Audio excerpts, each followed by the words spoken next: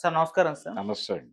Sir Jaganmohan Reddy గారు Christmas వేడుకలను తల్లి విజయమ్మ గారితో సెలబ్రేట్ చేసుకోవడం మనం చూస్తున్నాం సార్. అందుకు సంబంధించిన ఫోటోస్ కూడా వైరల్ అవుతున్నాయి. విజయమ్మ గారు కూడా ఆప్యాయంగా జగన్మోహన్ రెడ్డి గారిని దగ్గరకు తీసుకొని ముద్దు పెడుతున్న ఫోటో కూడా వైరల్ అవుతుంది. అయితే ఇప్పుడు దీని పట్ల అంటే షర్మిల గారు మరి కనపడట్లేదేంటి? అందరు ఫ్యామిలీ మెంబర్స్ ఉన్నారు. మరి షర్మిల గారు ఎక్కడ అని చెప్పేసి క్వెషన్స్ రైజ్ అవుతున్నాయి. అంతకుముందు జగన్మోహన్ రెడ్డి గారు తల్లిని, చెల్లిని ఇద్దరిని కూడా దూరం పెట్టేస్తున్నారు, నెట్టేశారు, బయటకు పంపించేశారన్న వార్తలు జోరుగా ప్రచారం సాగిన నేపథ్యంలో ఇప్పుడు ఈ ఫోటోలు వైరల్ అవ్వడం చూస్తున్నాం. మీరు ఏ విధంగా చూస్తారు సార్ దీన్ని? అంటే జగన్మోహన్ రెడ్డి గారు హ్మ్. అలాగే షర్మిల గారికి మధ్య ఒక వైరం నడుస్తోంది. అది ఓకే. పొలిటికల్ రైవలరీ కాదు. హ్మ్. ఆవిడ చాలా స్పష్టంగా తన అంటే అన్న నుంచి నెరవేరని ప్రయోజనాలు సాధించుకోవటానికి ఆవిడ పొలిటికల్ రైవల్‌గా మారారు. హ్మ్. మారి కాంగ్రెస్ పార్టీని చూజ్ చేసుకుంది ఆవిడ. నిజానికి ఆవిడ తెలుగుదేశం పార్టీలో చేరిపోతారేమో అనే అనుమానాలు కూడా వ్యక్తమైనాయి ఆ టైంలో. అంటే ఆవిడ ఆంధ్రాకి షిఫ్ట్ అవుతున్నారు తెలంగాణ నుంచి పార్టీ షట్ డౌన్ చేసి అని వినిపించిన నేపథ్యంలో ఆ పార్టీ కాంగ్రెస్లో విలీనం అవుతుంది అనేది మొదట వినిపించిన మాట. సరే ఫైనల్గా అదే జరిగింది. అయితే అదే టైంలో ఆవిడ ఇలాంటి ఒక క్రిస్మస్ న్యూ ఇయర్ సెలబ్రేషన్ సందర్భంగా ఆవిడ తెలుగుదేశం నాయకులకి గిఫ్ట్లు పంపించటం మనం చూసాం. కరెక్ట్గా ఇదే క్రిస్మస్ సీజన్లోనే. సో తద్వారా ఆవిడ ఒక ఇండికేషన్ ఇచ్చింది, క్రిస్మస్ ఇండికేషన్. నేను నీకు రైవల్గా ఉండబోతున్నాను, నీకు ప్రత్యర్థిని కాబోతున్నాను రాజకీయంగా, కాబట్టి మనం చూసుకుందాం అన్న టోన్లోనే ఆవిడ అటు పంపించింది. ఈ పంపించిన సందర్భంగా చాలా చర్చ జరిగింది. అప్పుడు ఫైనల్గా ఆవిడ ఏమిటి వివాదం అంటే ఆస్తులకు సంబంధించిన గొడవే. ఆస్తులకు సంబంధించి తనకి అన్యాయం జరిగింది అనేది ఆవిడ ఫీలింగ్. అయితే వీళ్ళ వైపు నుంచి వెర్షన్ ఏంటి, ఆవిడ అడుగుతున్నటువంటి ప్రాపర్టీస్ అటాచ్మెంట్లో ఉన్నాయి కాబట్టి అటాచ్మెంట్ తొలగిన తర్వాత పంపిణీ విషయం మాట్లాడాలి, ఇప్పుడు నువ్వు మాట్లాడుతున్నావు. ఈ క్రమంలోనే ఒక కంపెనీ తాలూకా షేర్స్ ఏవో ఆవిడకు బదలాయించారు విజయమ్మ గారు. ఆ బదలాయించిన షేర్స్ వారేదో అమ్మకానికి పెట్టారు. దానికి సంబంధించి ఒక డిస్ప్యూట్ క్రియేట్ అయింది. అది అటాచ్మెంట్లో ఉన్నటువంటి కంపెనీ.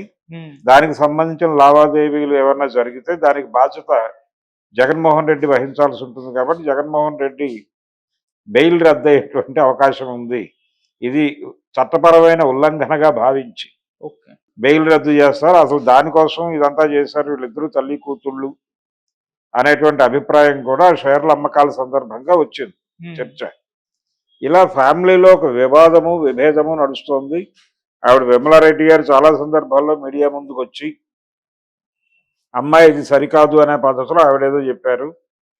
అయితే పొలిటికల్గా తన స్టాండ్ తను తీసుకుని నిజానికి గత ఎన్నికల్లో జగన్మోహన్ రెడ్డి 11 సీట్లకి కుదించబడటానికి, కూటమి అపూర్వ విజయం సాధించటానికి ఒక రకంగా వెన్నెముకగా పనిచేసిన తాను కడపలో ఓడిపోయి కూడా షర్మిల గారు కూటమి గెలుపుకి విపరీతంగా కృషి చేశారు, కష్టపడ్డారు. ఆవిడ మాత్రమే కాదు, ఆవిడతో పాటు సునీత గారు కూడా, ఆవిడ కంట్రిబ్యూషన్ కూడా తక్కువదేం కాదు. వాళ్ళిద్దరికీ తెలుగుదేశం మీడియా కల్పించినటువంటి ప్రచారం చూస్తే దీని వెనకాల ఎవరున్నారో మనకు అర్థమవుతుంది. కాబట్టి ఒక రకంగా కూటమి గెలుపుకి ఆవిడ చాలా సహకారం అందించారు. కూటమి కూడా తన శత్రువుని నేల కోల్చటంలో ఈవిడ సహాయం విపరీతంగా తీసుకున్నారు. ఈవిడిని వాడుకున్నారు. సహాయం తీసుకోవటం కాదు, అది వాడుకోవటమే.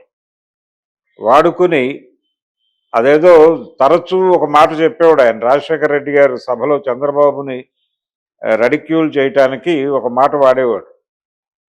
అంటే కన్నతల్లికి అన్నం పెట్టనోడు పిన్నమ్మకి పట్టుచీర తెస్తానన్నాడట అనేది తరచూ వాడేవాడు ఆయన. అలాంటి సామెతని, అంటే చెల్లెలకి అన్నం పెట్టనోడు ఊరికి ఉపకారం చేస్తాడట అన్న పద్ధతిగా మార్చి దాన్ని ఎన్నికల ప్రచారంలో చాలా విస్తృతంగా వాడి తద్వారా శత్రువుని వీక్ చేసి తన గెలుపుకు ఒక సానుకూలత సాధించుకున్నాడు ఆయన.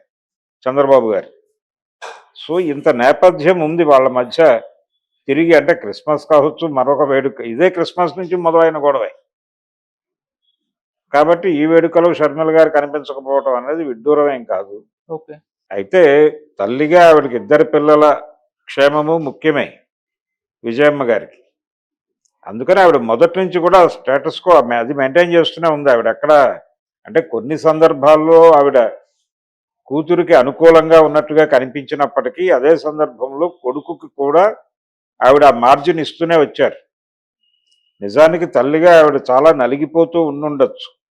ఇద్దరి మధ్య ఒక సానుకూలత రావాలి, పిల్లలిద్దరూ కలిసి ఉండాలి అనే అనుకుంటారు ఎవరైనా. కానీ ఉండలేని పరిస్థితి వాళ్ళిద్దరి మధ్య ఉన్నప్పుడు తాను కూడా ఒక స్ట్రైట్ తీసుకోవటం అనేది ఎప్పుడూ జరగలేదు. ఆవిడ హైదరాబాద్ వచ్చేసారు. ఆవిడ జగన్మోహన్ రెడ్డి నుంచి డీవియేట్ అయ్యి షర్మిల గారితో పాటు హైదరాబాద్ వచ్చేసినటువంటి ఒక సందర్భం చూసాం మనం. ఆవిడ తెలంగాణ పార్టీ పెట్టినప్పుడు ఈవిడ దానికంటే ముందు దానికి ఒక సన్నాహక సమావేశం జరిగింది. ఆ సన్నాహక సమావేశం వైఎస్ మిత్రులతో ఏర్పాటు చేశారు. ఆ వైఎస్ మిత్రులతో ఏర్పాటు చేసిన సమావేశానికి జగన్మోహన్ రెడ్డి రాలేదు. ఆ రోజున ఉండవల్లి గారు అలాగే ఇతరులు వచ్చారు. వచ్చి వైఎస్తో తమకున్నటువంటి అనుబంధాన్ని నెమరేసుకున్నారు. ఆ మీటింగ్ యొక్క లక్ష్యం తెలంగాణలో ఒక రాజకీయ పార్టీ వైఎస్ఆర్ పేరుతో ప్రారంభించి దానికి షర్మిల నాయకురాలుగా మార్చటం, ఎమర్జ్ చేయటం. ఆ ప్రోగ్రామ్ సక్సెస్ఫుల్గా జరిగింది. తర్వాత ఆవిడ పాలిటిక్స్లో అంటే పొలిటికల్ పార్టీ అయితే ప్రారంభించారు కానీ ఆవిడ సక్సెస్ఫుల్గా ఇక్కడ ట్రాక్ రికార్డ్ మెయింటైన్ చేయడంలో ఫెయిల్ అయ్యారు. ఫైనల్గా ఆవిడ ఆంధ్రాకి వెళ్ళారు. ఈ లోపల ఆవిడకి అంటే పర్సనల్ ప్రయోజనాల రీత్యానే, అది కూడా అంటే రాజకీయ వైఫల్యం కారణంగా ఆవిడ ఆంధ్రాకి వెళ్ళారని అనుకోవడం లేదు. రాజకీయ వైఫల్యం కన్నా కూడా రాజకీయ వైఫల్యం అని ఆవిడ కూడా అనుకోవడం లేదు. చాలా క్లియర్గా వ్యక్తిగత ప్రయోజనాలు సాధించుకోవడం కోసం ఆవిడ అక్కడికి షిఫ్ట్ అయ్యారు. ఆ షిఫ్ట్ అయిన రోజే ఆవిడకి తెలుసు తన అన్నకి ప్రత్యర్థిగా నిలబడుతున్నాను అని. ఆవిడ తనకు ప్రత్యర్థిగా నిలబడడం కోసమే ఆంధ్ర రాజకీయాల్లోకి వస్తున్నారు అనేది కూడా జగన్మోహన్ రెడ్డికి తెలుసు. ఓకే. సో వాళ్ళిద్దరి మధ్య ఖచ్చితమైనటువంటి ఒక గొడవ ఉంది, కాన్ఫ్లిక్ట్ ఉంది. ఆ కాన్ఫ్లిక్ట్ ఎలా సాల్వ్ చేసుకోవాలనేది జగన్మోహన్ రెడ్డి విచక్షణకు సంబంధించిన వ్యవహారం. నిజానికి నా పర్సనల్ ఒపీనియన్ అయితే ఆయన ఒక పని చేస్తే బెటర్ అని. అదేంటంటే వైఎస్ చనిపోయే వరకు కుటుంబానికి ఆయన అక్వైర్ చేసి పెట్టినటువంటి ప్రాపర్టీస్ అది ఏ రూపంలో ఉన్నా కానీ, అది మీడియా రూపంలో ఉన్నా లేకపోతే సిమెంట్ ఫ్యాక్టరీ రూపంలో ఉన్నా, వైఎస్ ఇమేజ్ మీద బిల్డ్ చేసినటువంటి ప్రాపర్టీస్ ఏవైతే ఉన్నాయో ఆ ప్రాపర్టీస్ అన్నిట్లోనూ 75% చెల్లెలకి ఇచ్చేసి 25% మాత్రమే తను తీసుకుని 2019 నుంచి 24 వరకు జగన్మోహన్ రెడ్డి ప్రభుత్వం నడిచినటువంటి కాలంలో తను ఎక్వైర్ చేసినటువంటి ప్రాపర్టీస్తో షర్మిలకు ఏ రకమైనటువంటి సంబంధము లేకుండా ఒక అవగాహన చేసేసుకుని క్లోజ్ చేయటం బెటర్. ఓకే. అంటే ఈ వివాదాన్ని క్లోజ్ చేసుకోకుండా ఉంటే దీని అడ్వాంటేజ్ తీసుకుని అవతల వాళ్ళు చెలరేగిపోయే ప్రమాదం ఎప్పుడూ ఉంటుంది. ఇది నిరంతరం నడుస్తుంది. అంటే చాలా కేసులు చూసాం ఇలాంటివి. అంటే ఒక ఏరియాలో సెటిల్ చేసుకోవాల్సిన ఇష్యూ సెటిల్ చేసుకోకపోతే అది నిరంతరంగా అవతల వాళ్ళ చేతుల్లో ఆయుధంగా మారటం అనేది చాలా కేసుల్లో మనం చూసాం. కాబట్టి ఆ తప్పు జగన్మోహన్ రెడ్డి చేయటం కరెక్ట్ కాదు. ఓకే. అంటే నిజానికి గత ఎన్నికల్లో ఆయన ఓటమికి ఇదొక కారణం. కుటుంబ వ్యవహారాలు, పర్టికులర్గా వివేకానంద రెడ్డి గారి మర్డరు, అలాగే షర్మిల గారు, సునీత గారు రోడ్డు మీదకి వచ్చి క్రిటికల్గా ఉపన్యాసాలు చెప్పటము, బహిరంగంగా ఆయన నిలదీయటం, వీటి తాలూకా ప్రభావం ఓటర్ మీద ఖచ్చితంగా ఉంది. ఏ పర్సంటేజ్లో ఉంది అనేది పక్కన పెడితే ఉంది.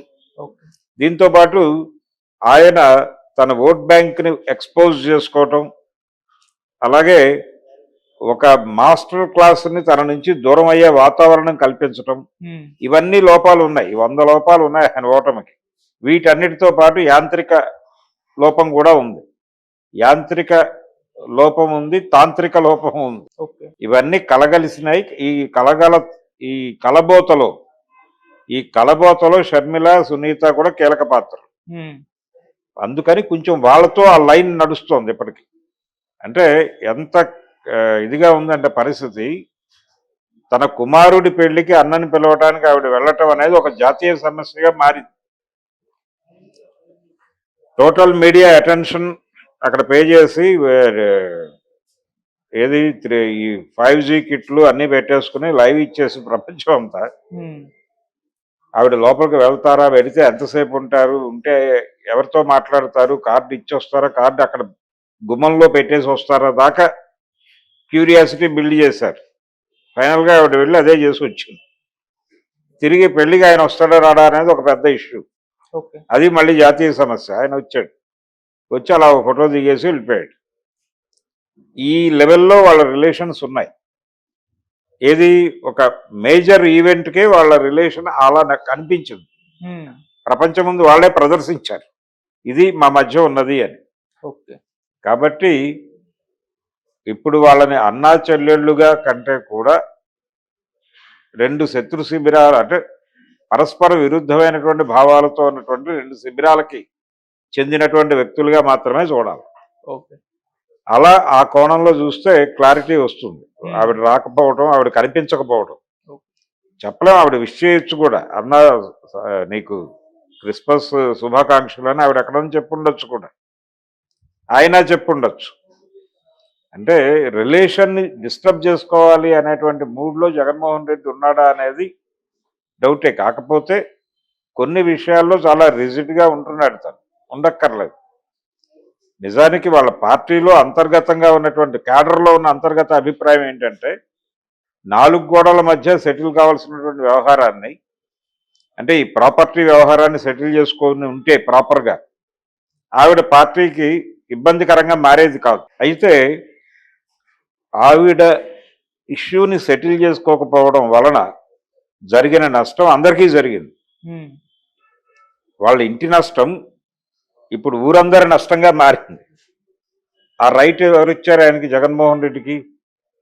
తన నష్టాన్ని తన వరకే పరిమితం చేసుకుని ఉంటే మిగిలిన వాళ్ళు బాగుపడేవాళ్ళు కదా. ఇలా అందరి జీవితాలని తన పర్సనల్ ఇష్యూ కోసం బలిపెట్టడంగా మారుతుంది.